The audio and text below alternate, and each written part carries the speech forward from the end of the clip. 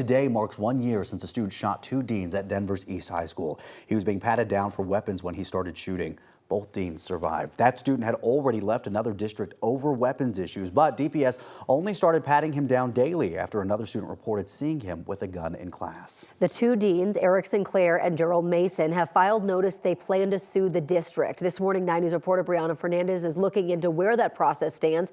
She's live at East High, and Brianna, it sounds like they face an uphill battle.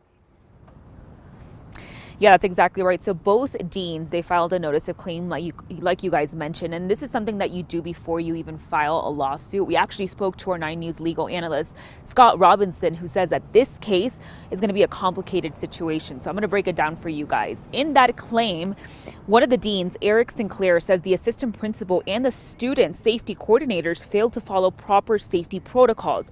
Now, before attending East, that student was expelled from Cherry Creek schools for issues with firearms. He was also on probation for a weapons charge.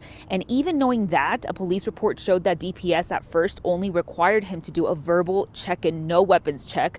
The other dean, Jerald Mason, says he has permanent injuries because of DPS's recklessness. But our legal expert, Scott Robinson, says there's one key factor that might make the dean's case difficult. The next step is for the lawyers for the 2 deans to try to work out some sort of settlement or file a suit. And it's going to be an uphill climb because the state has not waived governmental immunity for these kinds of circumstances. Unless the deans can show that the school district assumed the duty to protect them and the students from this student, there is no successful outcome for the deans in this lawsuit.